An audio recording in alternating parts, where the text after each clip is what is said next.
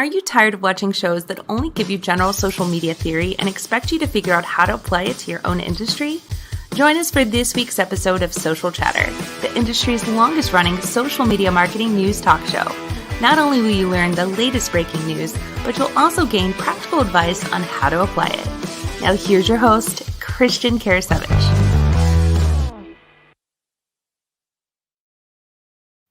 Hello, everyone. Welcome to Social Chatter, episode 268, getting up there, inching closer to 300, which will hit, I think, next year.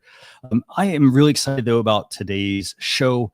We've got a lot of great topics we want to discuss. For example, we're going to be talking about Instagram keyword search. There's a new feature from Instagram, It's a new addition to the Instagram platform. I'm excited about it because I think it opens up a host of possibilities, but we're going to talk about that. We're going to talk about the fact that Instagram guides are now available.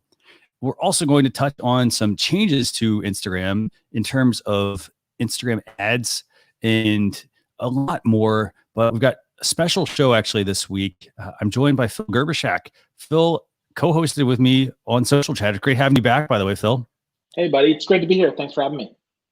Anytime. And so, we've got Phil, and then in addition to that, Dorien Morin-van is joining us this week.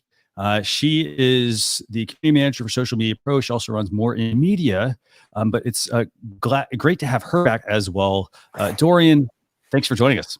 Thanks for having me again. It's fun. 4 times. At least 4 times. I'm losing track here. This is awesome. And I mean, here's the thing: 4 times because I think I've been running this show for 6+ years. I think now is almost where we're at, and just glad to have you back. I know. Here's the thing: Scott Ayers was talking about this earlier. He was actually asking me, "Hey, who has the most appearances on the show?" Scott's been on there. You've been on there, and I know Scott is. I think he's the leader right now, and he said he's chasing Bob Hope for most appearances on a show. I think he was on Johnny Carson a whole bunch of times. We're talking like hundreds of times. So really, though, excited to be talking about social media news this week. So do you want to tell people a little bit about yourself, Dorien? Sure. I'm a social media manager turned strategist. I'm also a community manager. So I started out working with a lot of small local businesses where I kind of got my start. And now I work with a lot of B2B as well as large national brands. I do strategy sessions. I do strategic planning. And I really love content marketing. That's really my sweet spot. So I'm the organic person that gets called in when paid isn't quite working, or if a client only wants to do paid, but they need a little bit of organic. So it's kind of been a really good sweet spot for me. And, here's the thing. I mean, everybody should strive for organic. Yes, ads are going to give you that immediate boost for the most part. But, if you can, try to do organic as much as you possibly can. Again, I mean, Google likes it, but at the same time, it also helps you establish some domain authority. If your content is ranking very high on Google, you're not going to have to spend that ad money. You can put it towards other things.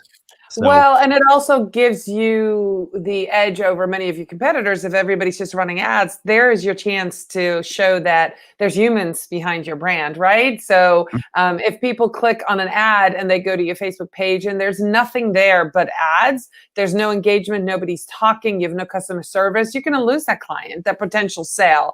Because they're like, what if there's a problem? There's nobody there. So having an online community, being active on a Facebook page, posting, it's all going to help you do much better with your paid ads. So, yeah. Great points. So, Phil, you want to kick things off? Where we're going to start today? Yeah, sure. Well, I think we should start with the data changes to Instagram because that'll affect everything else that we're going to talk about Instagram. So Instagram is kind of following along. You want to do search or you want to do the data changes? Well, which one? You tell me. Okay, so let's do the data change, right? The fact that you can opt out now, because I think that's an important one, right? That'll kind of share the rest of it here, because on Instagram, right, it's always been all your stuff. It's there, but you never saw it, right? Like Dorien, you search, I search, Christian, you search, but where's that search going? Well, it was going right back to advertisers, right? All the data was going right back to advertisers. And We had no idea what they were doing with it. So now we can opt out of that. I think that's a really big deal because it changes the ads. So I'm kind of sad because I get all my Christmas gifts for myself on Instagram ads. I don't know, Dorien, what about you? Are you excited or sad about this? Depending on how I look at it as a consumer or an advertiser, right? So yeah, for some accounts, this is not going to be good news. For some of our, where we run big ads, this is not good. As a consumer, it's kind of nice to be able to opt out of things.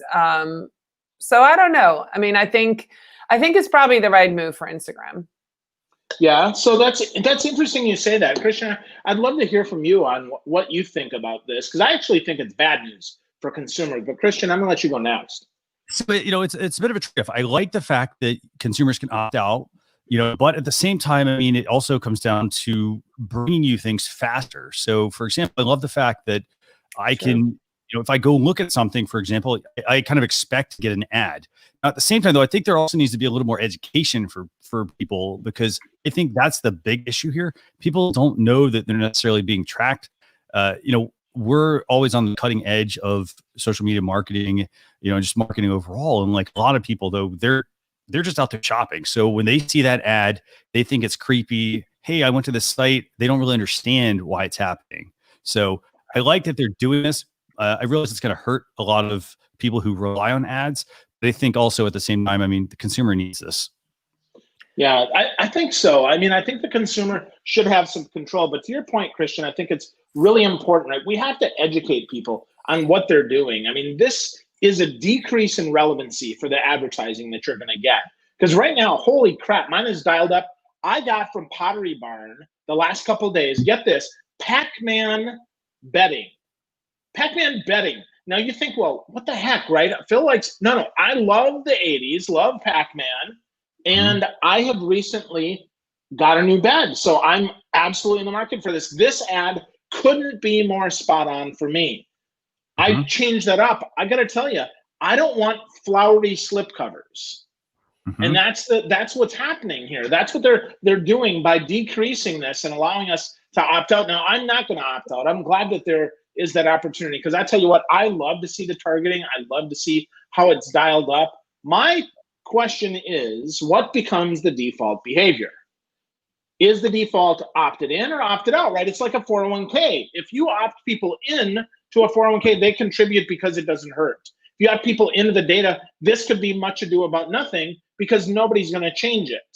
If they change it, right? What do you think, Dorien? Yeah, I think I was going to make that point. I think that this is a move for them to look and sound more transparent. Their option is there, but I think the default's going to be that you're opted in unless you know where to find this. So I don't think a lot of people are going to change it. I don't think a lot of people are going to know where to find it. The consumer who is not in marketing is just going to be on Instagram and just really, so I think that's why I really do believe that for Instagram, it's the right move. I don't think it's going to really change a lot of behavior. And I have to say, I'm more of a Facebook shopper than an Instagram shopper. So my target isn't quite as I guess as refined, because I don't click around on Instagram as much as you probably do. So I don't know. I think in the end, this might be a lot to do about nothing.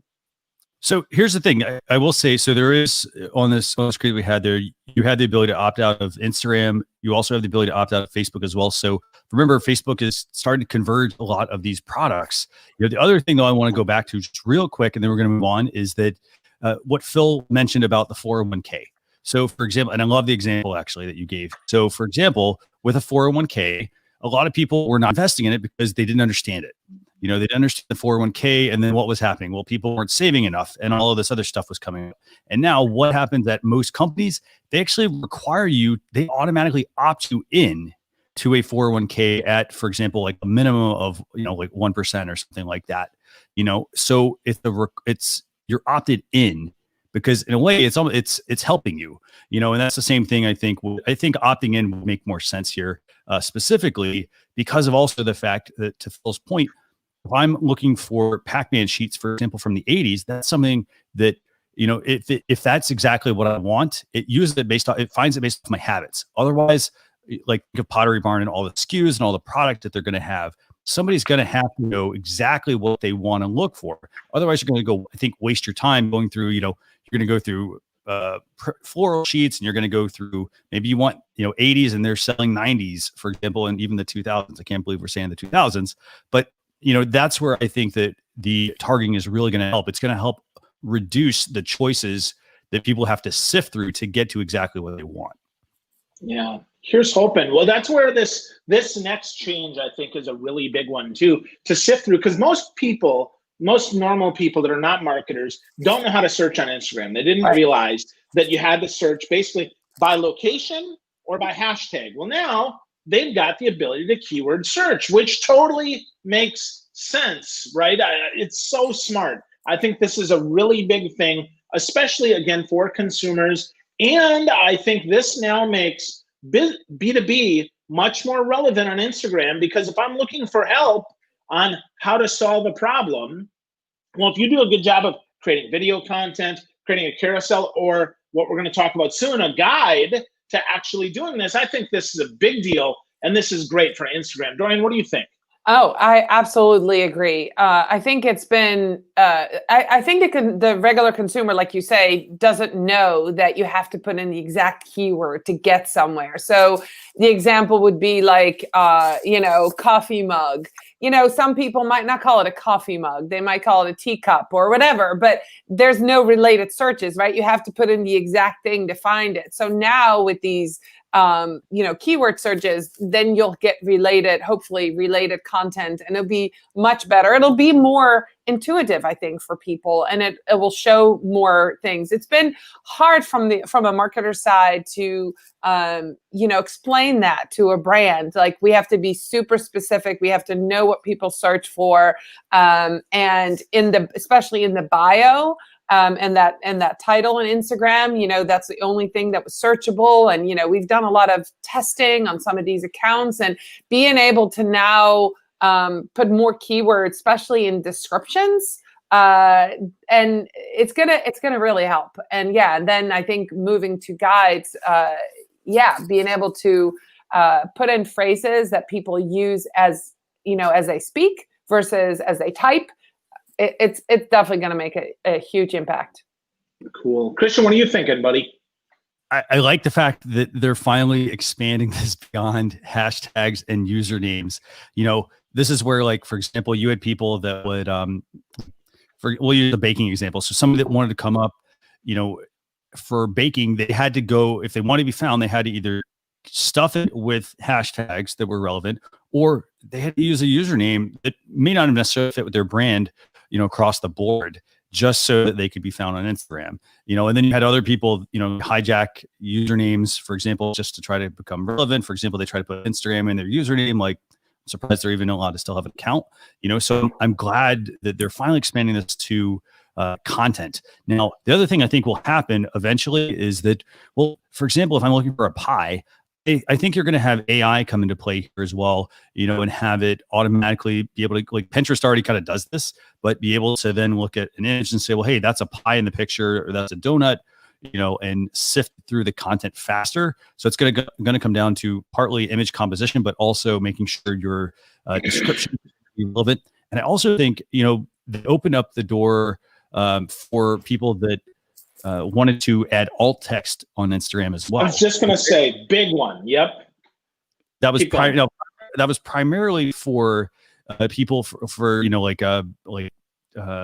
people that had a disability. It was to help people find the content. But I think what we're going to see there, and we talked, I think, about this on a previous episode, Phil, like a number of episodes ago, and it was that people would then be able to put alt text as well. So it's going to come down to organic search. You're going to be able to. Well, we're going to see if this is organic or not, buddy. That's the question, right? Yeah. This is Facebook we're talking about here. It is. So we'll see if it's organic or not. But let's hope it's organic. Let's hope that it is in-gameable, right? Because all I got to say is there's one of our least favorite marketers that we know is going to be the first person to game this search and try to find a way to rank for banking recipes, even though he's selling ugly masks, right? So it's going to be really clear how quickly this gets gamed and how quickly they move, to your point of not just alt text, but also relevancy. Let's be clear.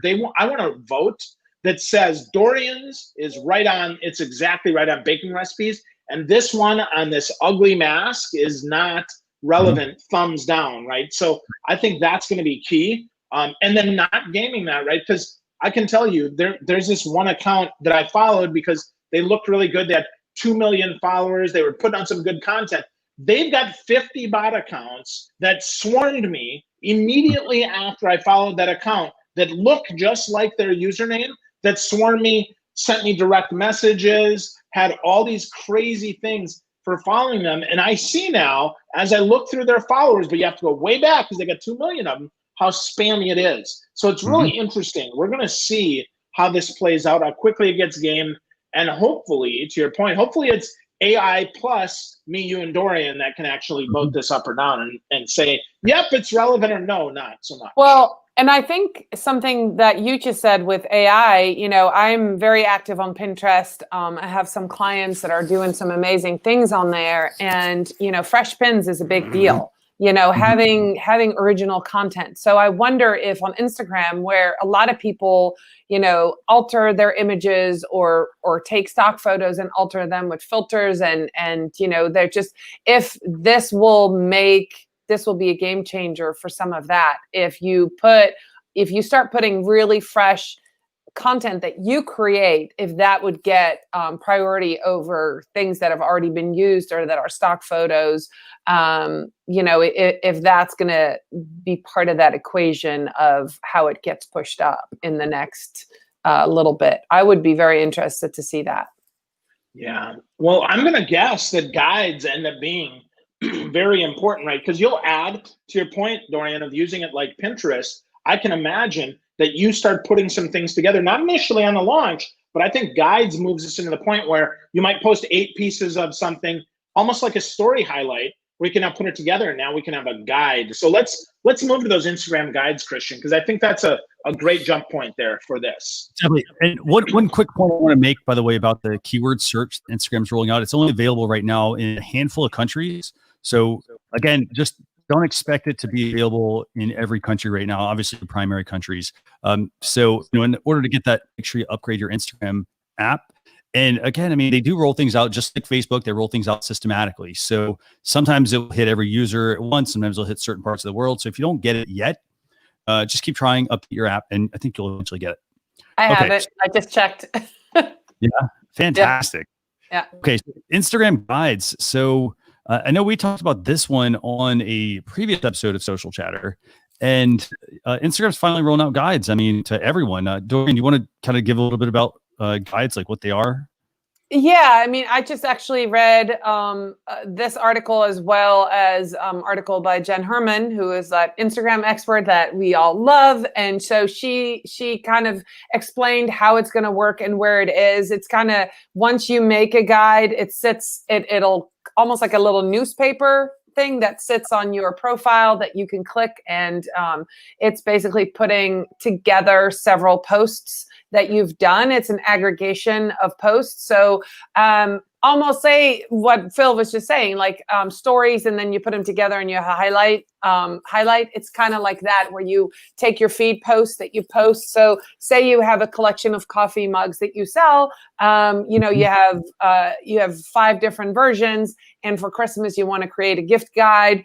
You put all of them together, and then they live in one place. So people click on that newspaper you know, icon, and they will find your guide on, you know, great gift ideas. So it's kind of like that. You can, I think, and I'm not 100% sure because I didn't read down to the end. I think they're your posts, but I also think you could curate other people's posts, but I'm not 100% sure about that. Do either of you know? Wow. I haven't seen that, but that'd be really even more interesting, right? Is you start grabbing that together. Some of us, right, we like the best of. So I might take couple of your posts, Dorien, a couple of Christian posts, you know, a couple of Jen's posts, and smack them together and say, you know, this is the ultimate guide, right? Your guide is really good, but mine is the ultimate guide because it's not just my stuff. I think that's really cool. I'm curious though, as we do this, are they going to add shopping pins to this? Because this is always the challenge. They make things look pretty, and then do they actually make them useful? Let's see what happens, right? I mean, I'm sure that's going to come out. And also, let's not forget Instagram Reels here, right? So now we got reels, we've got stories, we've got story highlights, we've got now guides, and we've got posts. That's 5 different post types.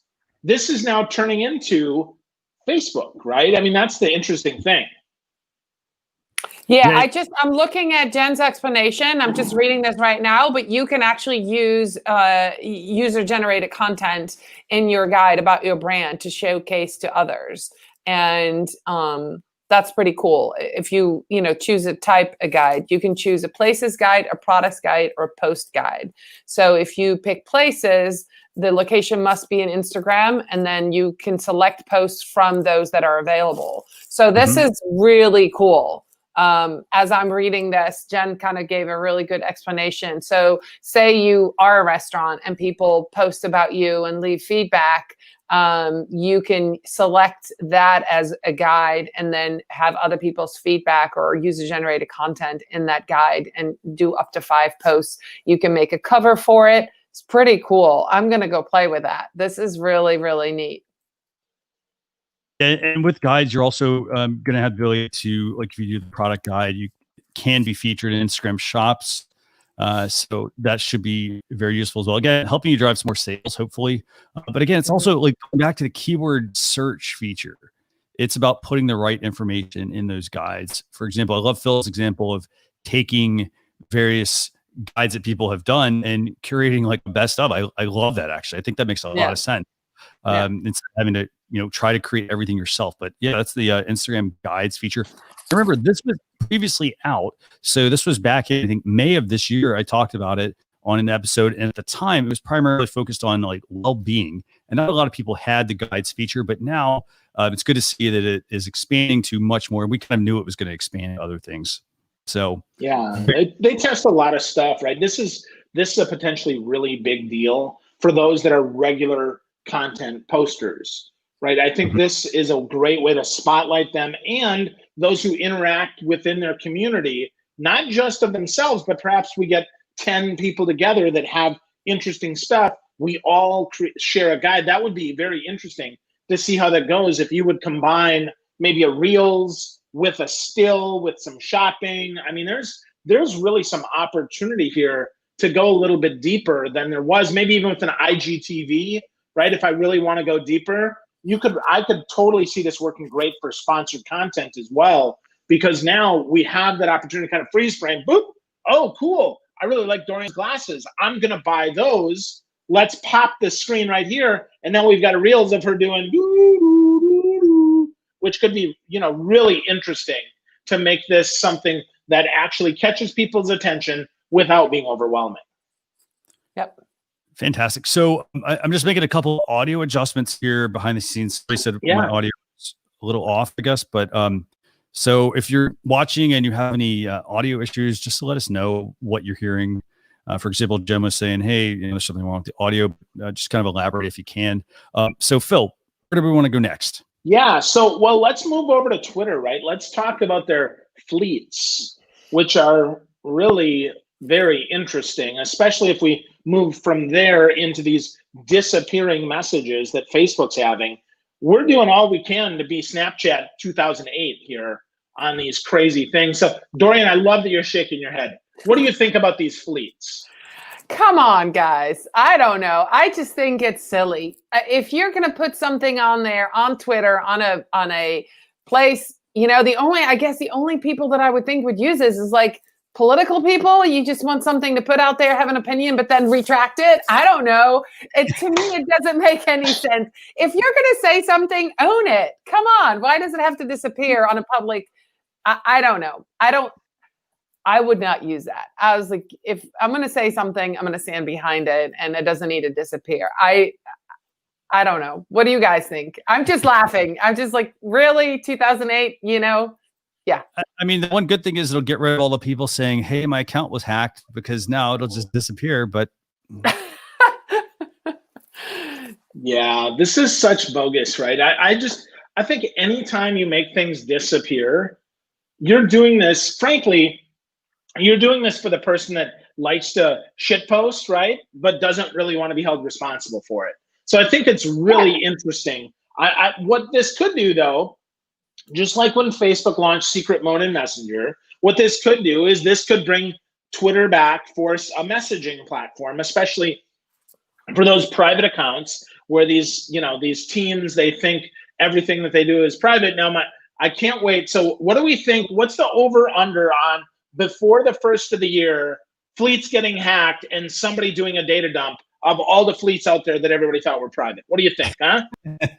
Yeah, right? Because Jack does not invest in privacy at all or any sort of security. I mean, I think they still have 0-factor authentication, right? So I don't know. What do you think, Dorien? Yeah, January 1st? Yeah, for sure, 100%. And I think that people that are going to use this are people who aren't really maybe that tech savvy, but they are on Twitter. They want to be heard. They might have really strong opinions about things, and they're going to think that, oh, it disappears. It doesn't live on there because, we all can see those screenshots of, politicians from years ago. They've changed their tune. They said this, there's a tweet, and now they say this. They might have deleted it, but, it was up there for a while. And yeah, this is just, I don't know. This is disaster for those. And I mean, all along, it's the same thing. Those I have, 4 kids, 3 of them now are adults, but in their teen years that, they thought they were safe from stuff. It's like, you're not, your friends take screenshots. Your enemies really take screenshots. It's just, I don't know. It's not a feature that, it's going to get hacked for sure. Yeah. I mean, I think the only thing is if you're a brand or if you're a business, right, and you're thinking, hey, I'm not getting a lot of traction on Twitter, I encourage you, and I would say this with any branding feature, test it out, play around with it, because you're going to get attention because not everybody will. You're thinking about 10%, right? But long term, there's limited impact to this. And frankly, do you get a streak if you do this, right? Is it like Snapchat where, hey, look, Dorien saw my poster, so now she's on fire because she watched my fleet 3 days in a row. Woohoo, yay. No, on fire, stop being cool when NBA Jam moved off the Sega Genesis. Okay? That's all I'm saying. I'm not sold on this feature. I will say that. But I mean, here's the thing. I also feel like Twitter's trying to get people to use the platform. There's a lot of usefulness to Twitter, but a lot of people, I think they struggle with it.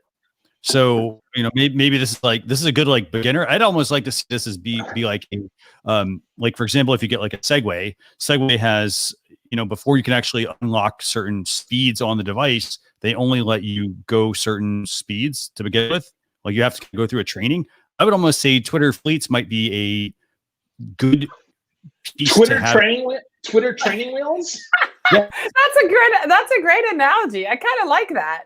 There you go. Yeah. There you go. And it's like the Tesla. If you don't pay attention to people responding to you, eventually you get muted and you can't talk anymore. You can't drive your Tesla anymore. So I'm for that, Christian. Let's do Twitter training wheels. Let's start with the politicians. Let's revert them back, and they go back to 0 followers, so nobody's listening. And then they have to earn every follower one at a time. I think that's what we should do. I love that idea. Great use of fleets. Because then it actually gets, I mean, granted, people are going to say, hey, it's too much work, but I love the idea that it gets people, I would think, moving in the right direction to using the platform. But I mean, here's the thing, like, that's where then they can have this, fleets, and they could say, well, hey, if you, just remember you can't delete these, for example, or something to that effect. I mean, I realize they're just playing along with what everyone else is doing with disappearing content. But I don't know. I mean, you send it. The only time I would say, oh, I didn't mean to send it, was if I actually was typing something, I accidentally hit the send button with the intention of posting it. Yeah. So my friend Sarah Warner, she posted something today that made me laugh, and she said, "You give us fleets, but still no edit button. What the heck, right?" That's hilarious. And I love what Karen said on LinkedIn. She says a little bit of echoing and distortion is what I hear. I would say that's true of fleets and maybe, Christian, of our sound quality today. What do you think? Yeah, I'm trying to figure that out. I'll make sure I run through that afterwards and figure out what's going on. So it's definitely not the equipment, I can tell you that. But nope, that's true. Karen for the feedback. So, okay, so where do we go next? I think we got one more. Where do we go next? Yeah, just put up the other topic, man. Let's go there, because I think this is super fun and super hopefully useful. So pop it up. Pick which one, Christian. You pick whichever one you want, man. They're all good. Oh, you. Okay. Oh, I thought we. Yeah, pick which one you like, man. Because yeah, there we go. There we go. So yeah, monetization and rights manager. Finally, we're gonna stop freebooting, hopefully, on Facebook because Facebook has already made $100 billion off of freebooting. So why not finally give us the ability to stop people from stealing our videos? It's about stinking time. What do you think, Dorien? Yes, you can just hit the share button. You don't need to be downloading stuff and editing it and then uploading it as your own. I mean, we see everybody do it. We get questions all the time. Social media managers are going, why? I just uploaded this video. I found it on YouTube and I edited it and I made it beautiful. And now Facebook won't let me use it. I'm like, that's not how things work. So I'm glad that this is happening, that people can actually say this is mine and there's, a process in place. And yes, hello, it's time. We have the technology to do it, with AI. So let's do it. Yeah, and totally. Doing, by the way, they're adding into rights manager. So they're adding, obviously you can control more of the content and, claim what's yours, but they're also adding match rules to help you monetize your content as well. So you can collect ad earnings off of that. So it's an option here at the bottom actually now. So when you turn it on, you'll get money from new eligible matching videos. And then obviously match that don't qualify will be automatically set to monitor. So basically it's also helping you make sure you're getting in a way like your dues, I guess, if you want to say it like that. Sure. Well, again, though, that's where if I can collect ads on you stealing my video, that's awesome. I think that's a big deal. And I actually really like that. Now, if I can't, right, if all I get is a notification, well, now we've got challenges, right? So I think this could be really big. That ownership link, again, link back to me, link back to my page. I think there should also be a contact link that says, hey, report the fact that this hose bag is stealing my content. I'd like to see this. And I'd actually like to see this on all platforms. Let's be totally honest. The more platforms this is on, the better.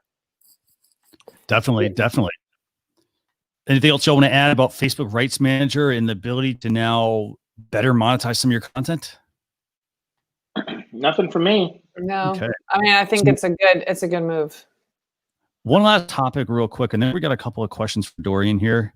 And the last topic is actually it's Facebook Vanish mode.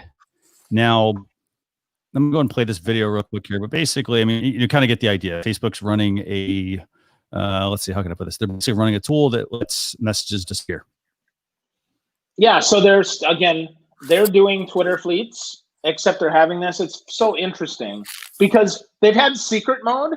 Now they just call it Vanish mode. How idiotic is this, right? I get it for the normal user, but for a business, perhaps what this is for flash sales, right? Hey, we've got a flash sale and this is only available. I expect we're going to see some sponsored Vanish mode stuff where it'll happen like LinkedIn does with InMail. Boop, it'll pop up only when you actually log into Facebook Messenger. Which could be really, again, that could be a much more useful feature. Yeah, that was my exact thought. When you were talking about that, I was like, oh, flash sale. That would be the only reason that would be interesting to me, that you could do that. You could say, hey, I have extra inventory, or I had a sale that didn't work, or, I've got, 5 of something left or 100 of something left. And I'm going to just put this on and see who will go for it, and do that flash sale. I think then it's good. But otherwise, I mean, same thing as those tweets. Yeah. Turn on. Well, what it might do though is it might make people turn on notifications. If you can set this per user, now we get people to turn on notifications. Now, whoop, every time this person talks, what this turns into, I think, is this turns into a lot like Community is, right? Where they're pushing out content and you have to be ready for it. So I think that's interesting. Christian, what do you think, man?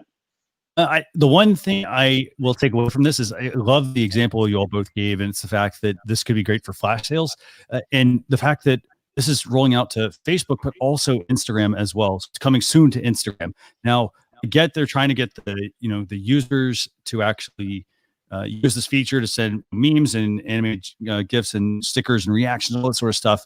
But where I see the value in it is Facebook needs to find more places to run ads. And that, to me, going back to your flash sale example, that is what I think will end up happening here. This will become a destination for Facebook ads. Like you all said, you will be able to run, I think, short form ads to sell some content. It's that, it's that fun, catchy content as well. And it's the disappearing content. That's what I think is going to end up rolling out here. Somebody wants to sell something. Hey, they're going to push it out. It'll be available for X amount of time, and then it'll vanish. And then here's the other thing. We know that things are moving towards, using more AI. And it's the fact that if I'm running something, for example, in Vanish mode, it also means less maintenance on my end, because I won't have to actually go in and say, well, did I stop that Facebook ad? I don't remember if I did. I realize, you can have them stop for you right now, but this way it'll just poof, go away, and you don't have to do the cleanup. So that's what I think is going to happen. Well, and with that, that's a good point, Christian. It gives you it gives you really good data because you have it for a set. You can compare sets when they're exactly run. If it's 24-hour disappearing, you can really set them for that same time frame. So it's easier to compare those data sets. Like if I start them at 5 p.m. or I start them at 3 p.m., but they all run the same amount of time, and I think that might be good. Definitely. So what I want to do now real quick, we're going to move to the second act real quick of the show. And we got a couple of questions for Dorien. We want to, just pick her brain on, and then we're going to move into just a couple of quick tools here. But Dorien, you are the community manager for Social Media Pro. You also do social media strategy work. And I know you're very active in the Social Media Pro Facebook group. And so what I want to talk to you about is just how about building a successful Facebook group. So I know a lot of people, it's easy to set up a Facebook group. It's easy to send out that email, invite people to join. But what are some challenges that people often run into when they're trying to build a successful Facebook group? All right. So if you're watching this and you don't have a group yet, the first tip that I'm going to give has to do with naming your group. Facebook search is super clunky. We just talked about Instagram search and, we're going to go with keywords.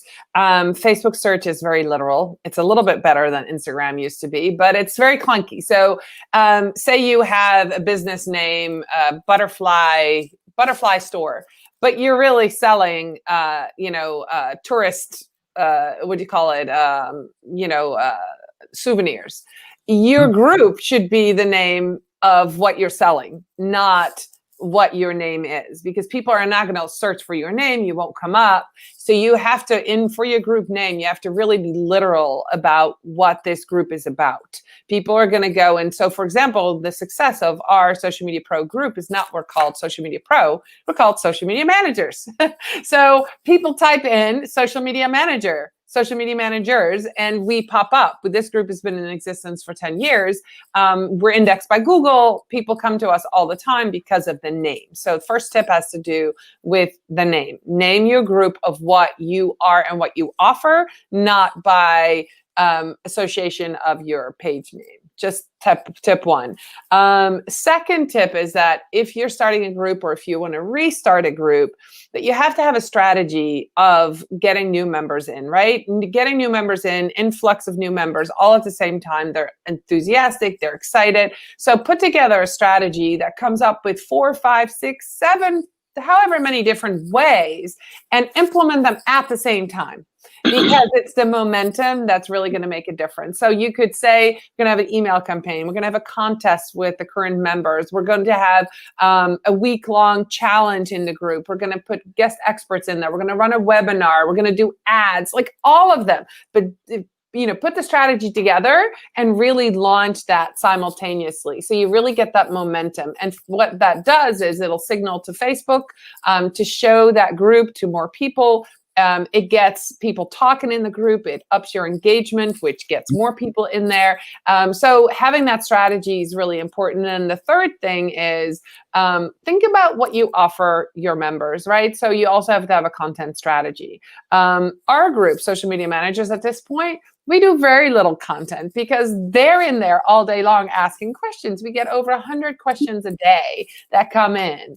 And so the engagement is going just by default because it's an active group. But if you have a group that isn't talking yet, that don't know each other very well that you're building, you are the one who has to build that engagement up. So you have to come up with the engagement strategy. You've got to look at your data every week. When are most of your members online? Plan content for them, and be active and be visible in the group. So those are kind of the three things I think that are super important. I think those are great points. So the next question I guess I have for you real quick is, people always want to jump into, when they're starting. And by the way, I love the tip you gave about naming the group, because then that also helps, not just with search, but then when people, if you're looking to get an engaging group, if your group is titled, for example, something that people are searching for, they're going to then go there, and then you don't have to build the content. The questions are going to be the content. Yep. So absolutely love that. So now I know a lot of people, though, they ask about monetizing a Facebook group. And I know they're kind of thinking, well, hey, I'm not going to start this until I can actually monetize it. But you have just a couple of tips on that one as well, like that people can use to monetize a group? Sure. So it goes back to strategy. So you have to make sure that you are developing the right kind of group, right? And I always suggest to businesses that they do two groups. And one of them will be a free group, and one of them will be a group where you can monetize. So the first group will be top of the funnel, like social media managers. That's top of the funnel. Anybody who's interested in social media management, or working with social media managers, or learning about social media management, or have questions about it, that's top of the funnel. It's really wide. It has right now close to 50,000 people in it, right? So that shows that. So if you're a business, think top of the funnel. Say you're a pizza place in New York City, create a group, Pizza Lovers of New York. That's a top of the funnel kind of group that you would create. To monetize that, you would, you can do different things. You can offer sponsorships or collaborate with other vendors, right? They can do sponsored posts in there. You can have them as experts. You can offer a mentorship of coaching kind of thing. If you're if you have a group that is in a certain industry, you can become a mentor. You can do coaching sessions. And then really what I hinted to earlier, you can funnel the people that now are ready to buy from you into a VIP group, right? So then that could be a paid kind of group. That's your second group, where you put your people that you coach, or that you've sold a program to, or products to. Say you're a realtor and you have that top of the funnel group, that's called, I'm in Pittsfield, Vermont. So it would be like, Vermonters, or new Vermonters. So anybody who's looking to buy a house, or have just moved to Vermont, could be in that top of the funnel group. But then people that have worked with the realtor could be in that VIP group. They're there, and then they could become like a referral. They could, that's how you would monetize it, having that smaller group. So it doesn't actually mean money in your pocket right away. But another strategy would be to the people that are in your group, in your current group, to give them lead magnets. So they give you their email address, and then you could, of course, retarget them with ads and with offers and all of that as well. So you do want to find a way to get email addresses from the people that come into your group, whether if it's an existing group, give them a lead magnet so they'll sign up so you get them, or as they come in, ask them for their email address. Fantastic. Yeah. And so I think these are great tips. I mean, and the key thing people have to realize, I think, with groups is, well, you're not necessarily going to start monetizing it immediately. So if you start, unless you have a very active email list or a very active community and you start a group, then you might have a chance to, immediately start driving some sales, generating some revenue. But it's going to come back to, and Phil, you and I've said this, Dorien, you're saying this a lot, Jim, we all say this every time. It comes back to strategy. You have to have a sound strategy before you can start to really monetize something. Like, yeah, you may get a few things here and there, and you may hit a couple of things really big, but for the most part, it's hard work without a strategy. So yeah. Here's another idea. If you have a very active group and they come with questions about your industry, it doesn't necessarily pay you actual money, but it's going to help you. Like, we use our group for content strategy, right? So all the questions that come in are frequently asked questions. We can turn them into lead magnets. We can turn them into content for our blog. We can turn them into YouTube videos, because we know that's what people ask. So even though that doesn't necessarily pay us money, it helps us refine who we are. And so I think that's in a way to monetize, right? And the whole idea about online community is that you get to know your consumer even better in an intimate way.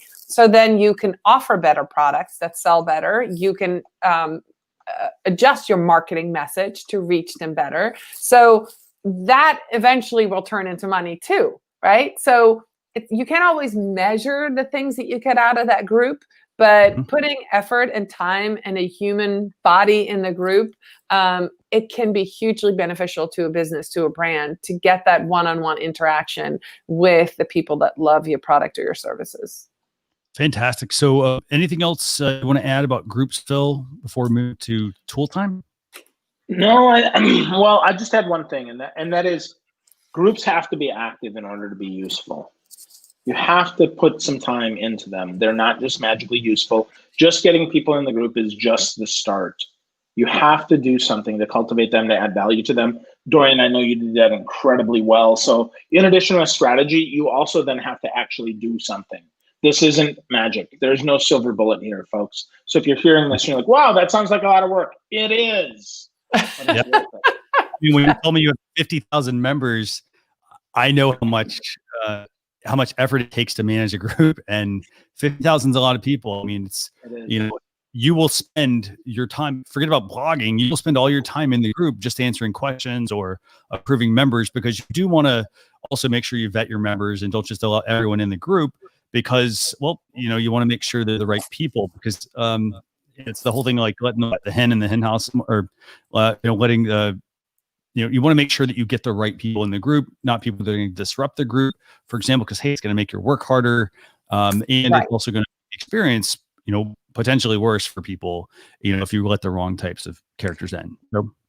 Yeah, there's a whole different level of community management when you get to that part. So you have to have systems in place and checks in place. And there's Facebook has given us incredible tools for community management. I mean, keyword alerts is amazing. We have post approval on, but then the keyword alerts come in play when people comment. So we have close to 100 keywords that we have put on alert. That's a lot.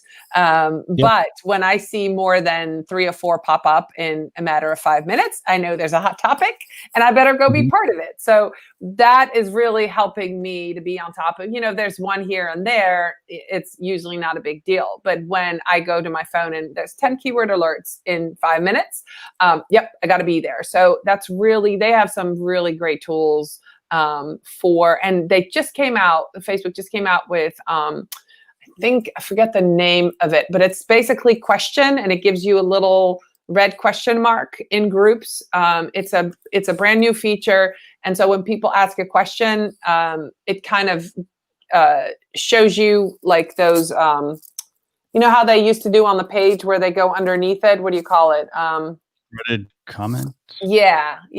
So that feature, I saw it go live last night in my group. So I'm going to do some research on what that is. But again, it's a way for us to up engagement. So as a group community manager, I can use it to get more engagement. But we have so many members in our group that ask questions all the time. I think it's going to be like a regular thing for us in the group. But if you have a kind of a group that's not that active, you can use that feature to really get some feedback. Fantastic. So what we're going to do now is we're going to move over to tool time. And this is part of the show where basically we share 2 tools that we think can help you as a business. Again, I mean, some of them are free, some of them are paid, some of them are hardware, some of them are software. This week, though, in just kind of playing off the fact that, we talked with Dorien about Facebook groups. What I want to do is I want to talk about the first one, and it's called Group Boss. Holy cow. Have you had a chance to use it, Dorien? I did, and I just moved away from that tool. Okay. So what did you move to? We right now are using Group Leads. It's a very similar tool. The number one reason that we moved away from this tool is because we had trouble with multiple admins logging in and out. All of this tool, just like the other ones, work with Chrome extensions. And so you have to be logged in on your desktop in order to approve members. And so we were constantly getting kicked out. And so there was not a good alert system. So if I would go in and approve, say 100 members, sometimes we would lose 100 email addresses because somebody else had logged in and I didn't get that notification. It's not registering these email addresses. So the new one that we're using, it has a big red button that says it's on. The Chrome extension is on and it's working. So that makes it easier for me to say, hey, I need to re-log in or not. And so then when I go and approve members, I know that we actually captured a lead. So, Cool. But yeah, it's pretty cool. It's neat to get these leads.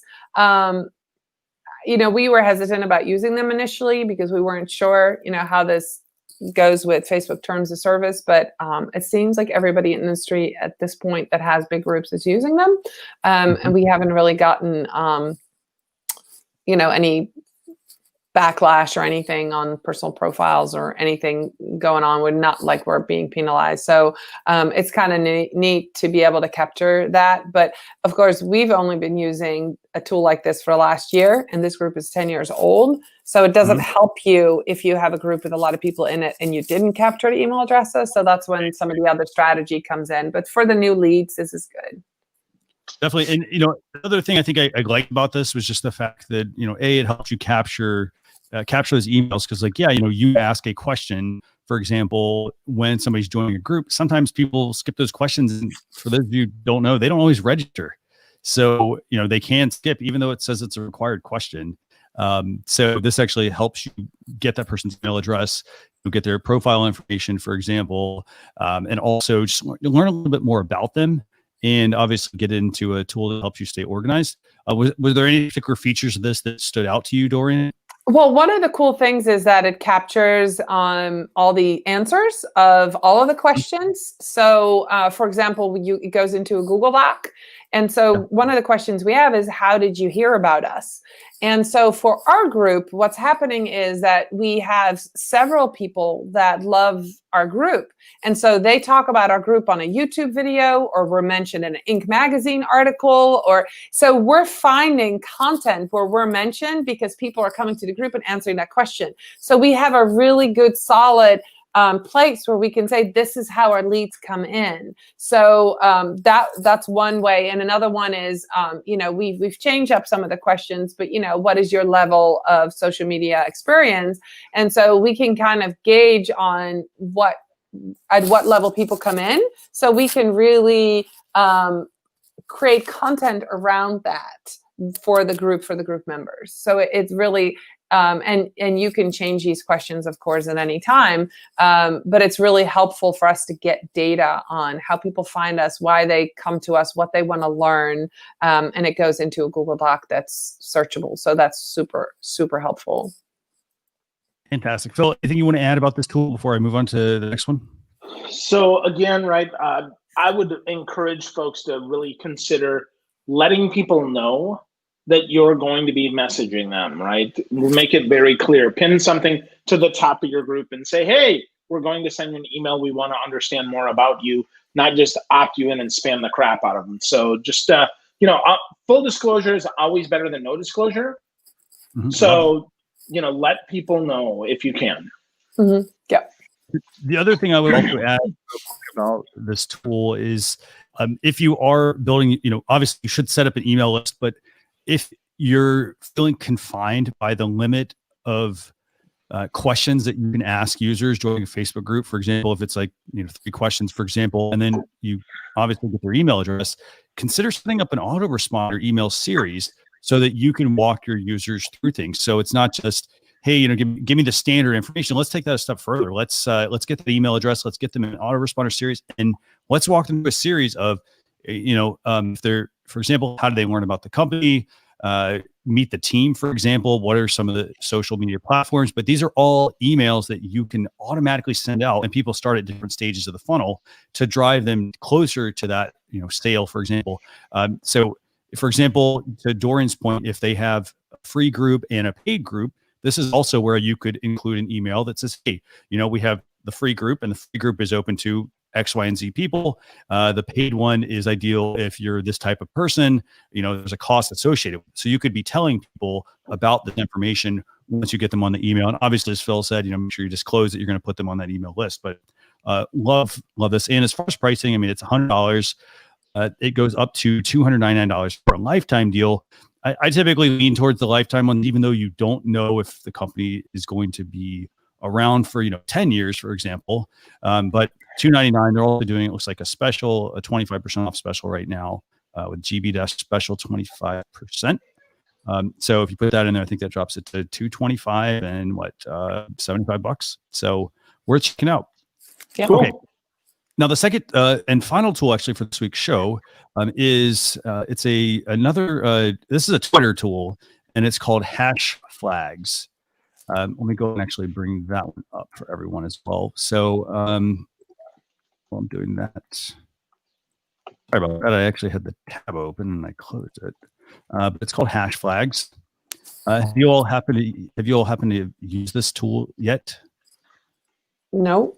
No, I don't. I think these are interesting, right? Anytime you add something to it, it adds a little bit more visual appeal. My challenge with all of these is, how do you search them, right? Are they just to look pretty, or are they actually useful? And it's okay if they just look pretty, but any of these, right? I can tell you, most of my customers are not going to understand that hashtag PSS and then a controller is different than hashtag PSS. Potentially, right? And I get that it's not, but it could cause some confusion, which would make people be like, well, why is this way? And, I don't know. They're cute, though. They're super cute. I like the Mulan one a lot, right? From a heart to Mulan. I think that's great. I don't know. Dorien, what do you think? Yeah, I looked at it earlier. I was like, yeah, I haven't.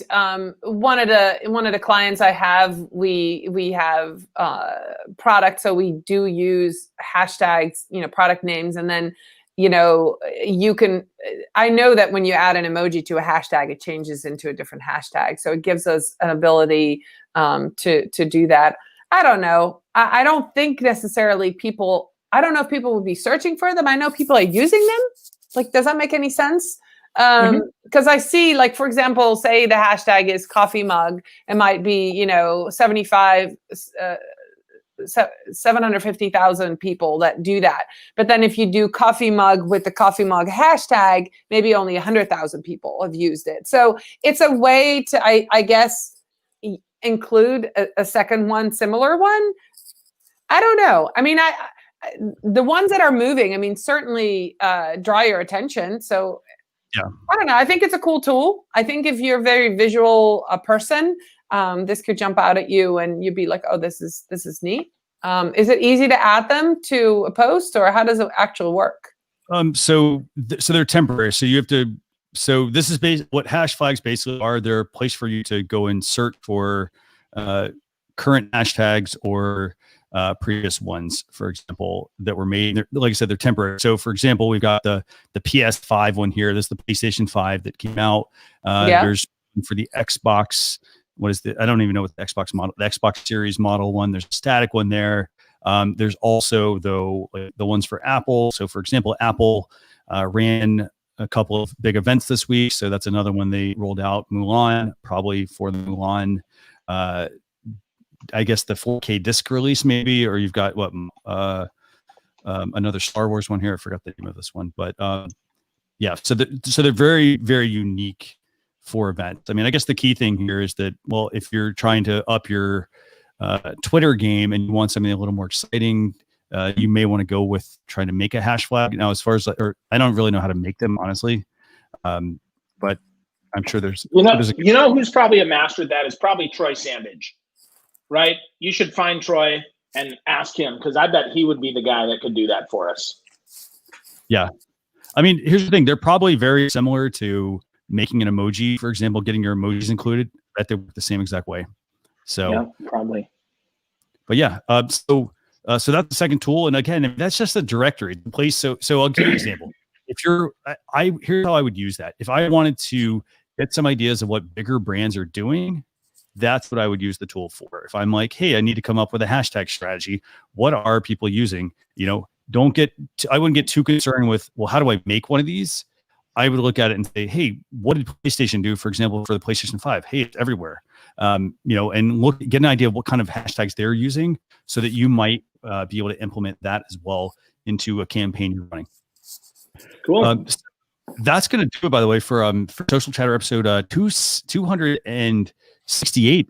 Just a couple of quick notes here. If you want to get the email newsletter, socialchefs.com/daily. Dorien, by the way, it's fantastic having you on as a guest this week. What's the best way for people to get in touch with you?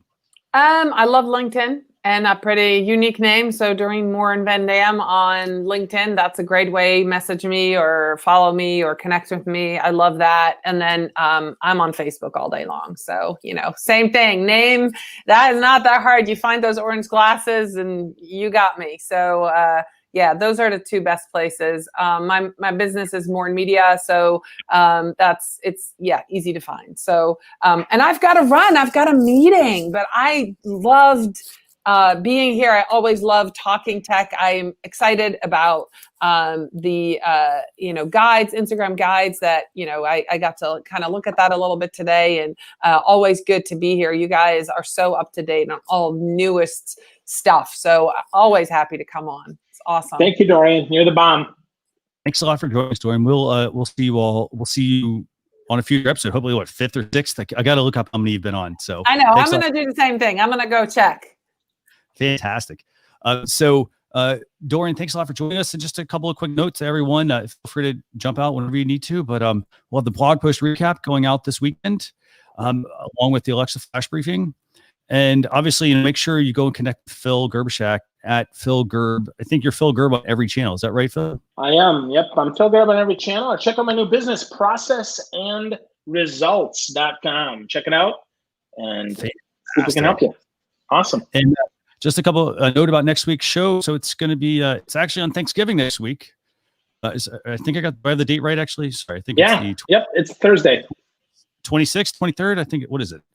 Well, it's 19 plus 7, so it'll be the 26th, my friend. Yes, 26. Sorry, you're not used to being stateside.